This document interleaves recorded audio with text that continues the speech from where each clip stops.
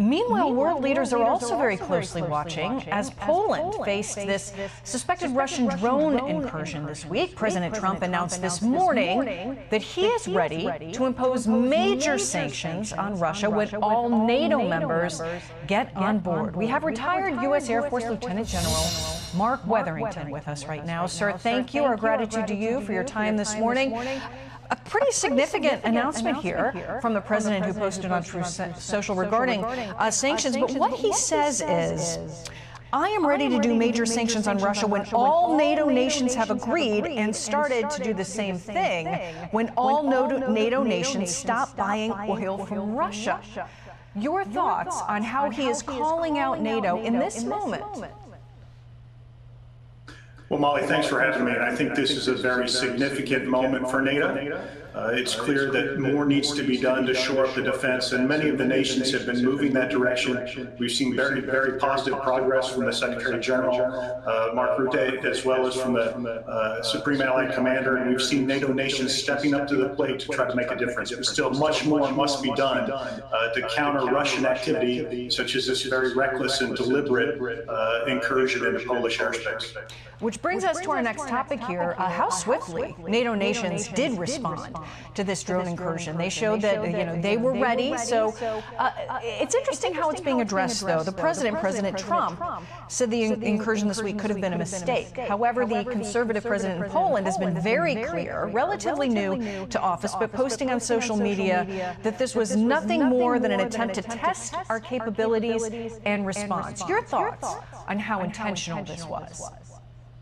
Yes, Molly, it appears to me that it was very deliberate, given the scale of the incursion and given the consistent flight paths of those vehicles. It appears that it was a deliberate act, whether that was to probe Polish airspace and understand the NATO response, whether that was to gain an advantage, an operational advantage in their fight against Ukraine, remains to be seen. But I do believe it was deliberate. I want to talk a little bit more about NATO's response before we move on.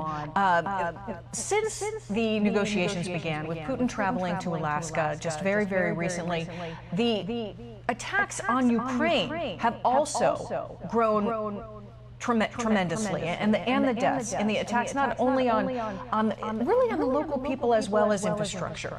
Your thoughts on what appears to be a ramp up right now, even as these peace negotiations and the pressure is also ramping up?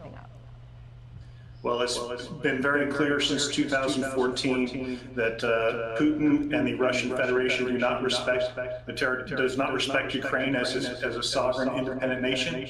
They demonstrated that on multiple occasions, and it's clear that this is a tough fight, and they're very much stepping up the pressure. And it's a very difficult, ongoing fight for Ukraine, and hopefully it will not expand beyond that to our NATO neighbors. Yeah, switching gears between Israel and Hamas now, I want to fit this in. The Secretary of State, Marco Rubio, traveling to Israel this week after this Israeli strike in Qatar that escalated tensions in the region. What do you want to see come from this visit from the Secretary of State? And also, what do you make of that recent attack by Israel in Qatar on Hamas leadership? Well, this was clearly a very opportunistic strike, and it was also, in my opinion, very high risk. There appears to be some internal dissent among leaders in Israel as to the benefit of undertaking this strike at this time. It's clear in the aftermath it did not achieve its intended objectives, and I think there will be broader regional consequences when it comes to the momentum that was sustained from the Abraham Accords and diplomatic recognition of Israel and the collaboration and cooperation they will need to continue to advance their security objectives. So in that view, it was also somewhat reckless.